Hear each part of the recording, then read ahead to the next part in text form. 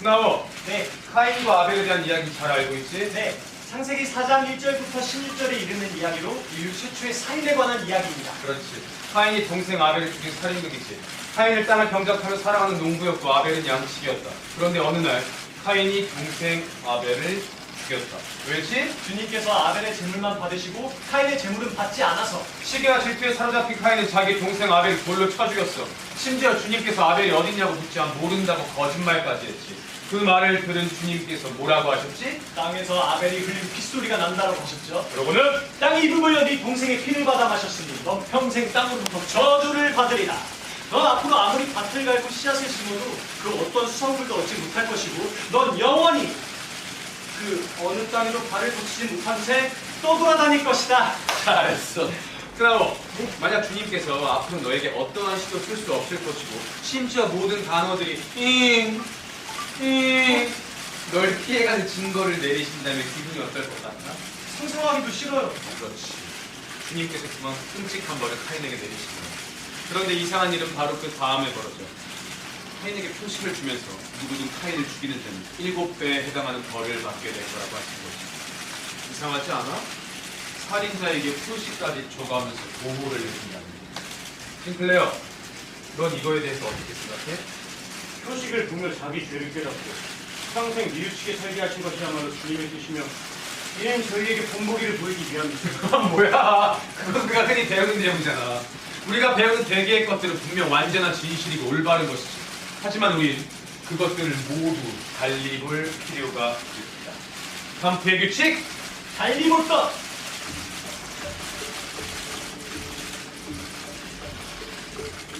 싱클레어,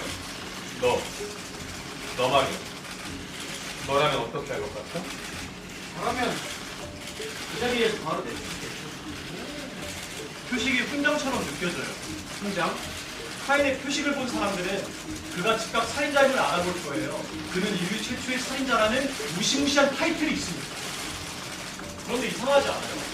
하나님께서 벌로 내리셨다는 그 표식이 오히려 그를 모든 사람으로부터 보호해주고 있다는 게 이게 훈장이 아니면 뭘까요? 표식이 훈장이 된다고 해서 뭐가 달라지는 타인의 존재성을 전혀 다르게 해석할 수 있잖아. 봐봐. 아주 오래전에 어떤 사람이 있었는데 그 사람에게는 다른 사람들을 겁나게 하는 무언가가 있었어. 보기만 해도 압도하는 무언가가. 우리도 살면서 종종 그런 사람들을 만나보거나 하잖아. 안 그래요? 그렇지. 실제 그에게 사람들을 겁먹게 하는 어떤 표식이 있진 않았을 거야. 표식은 일종의 상징인 거지.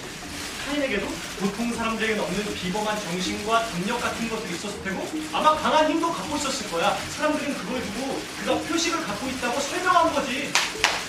잘했어, 그나오. 겁먹은 사람들은 이야기를 지어내기 시작했어. 카인은 살인자고 그 벌로 표식이 생겼다고.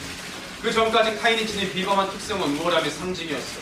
하지만 사람들이 지어낸 이야기 속에서 낙인이 찍힌 죄인으로 변해버렸다. 그 이야기를 믿는다고요? 뭐 사실과는 전혀 다른데? 소문이라면 말이야. 그 안에 진실이 담겼는지 아닌지가 아니라 얼마나 많이 말해주면 그 힘이 결정된다. 아벨은 선하고 카인은 악한 이야기가 아니라? 이게 뭐게? 바로? 불룩면인데? 하지만 이쪽에서 보면 오목면인데요. 어?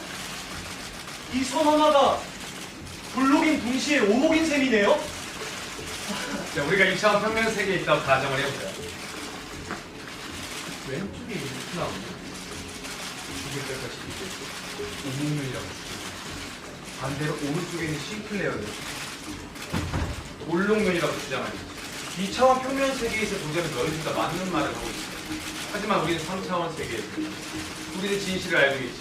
애초에 이 선은 오목이면서 동시에 볼록이라는 사실. 둘을 품은 하나의 선이라는 것.